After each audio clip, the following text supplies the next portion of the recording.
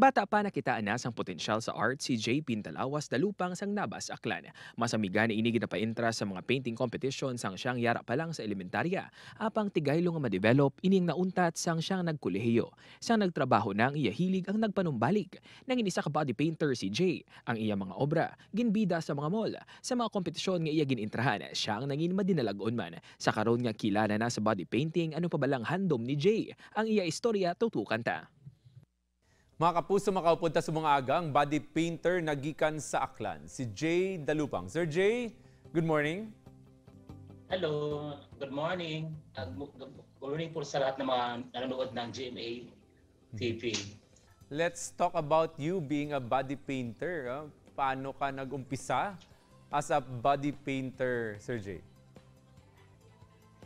Okay, actually nag-umpisa ako noon sa Maynila nung ma-employed ako as artist sa private company na mural painting at saka yung body painting as well sa mga event.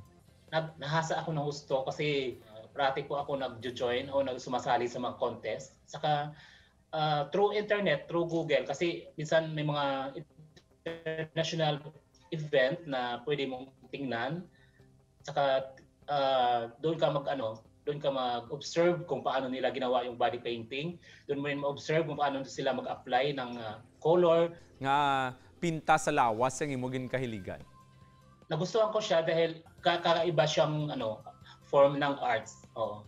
Kasi siya ay isang buhay na canvas and then hindi siya nagstay sa isang corner lang. And then pwede siyang umikot sa mga audience at saka mag-project para mas i-express yung work of art ng isang artist. Din mo masamig na pasundayag ang imo mga ginaobra, din ka masamig intra. Ilang beses na akong sumali sa mga malls and then sa mga corporate event, sa mga show ng mga company na private, and then sa mga piyesta, Pindatawo dyan sa Iloilo, sa Manila, sa mga Batangas. Kahit saan, basta may time ako at pwede ako sumali, pinupuntahan ko talaga yan kasi sayang yung opportunity. Sa mga interesado, mabudlay balatunan ining klase sang art form ang pagpinta sa lawas ng isa ka tao?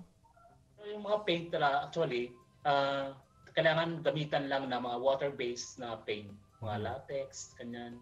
Tubig lang yung halo niya. Bawal po yung mga chemicals kasi once na ma-irritate yung skin, kawawa naman yung mga model. Kasi may minsan sa mga contest, gumagamit lang sila ng basta-basta, na-turn out na after event, yung model nila nagka-allergy.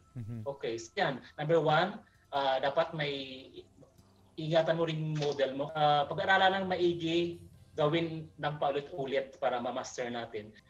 Siguro yung patience, pasensyoso ka dapat sa ginagawa mo. Kasi minsan may mga, hindi natin maiwasan, may mga model na medyo may attitude, di ba? Yung maarte, kala mo okay na kasi pagdating pala doon, maarte pa, tapos minsan nag-delay ka. So, pasensya lang talaga ang kailangan. At saka, yung gawa mo dapat sa isang katawan ng model, yung naka-store na sa utak mo. May plano na yan para hindi ka na pagdating doon, hindi ka na mag-cramming na ano gawin ko.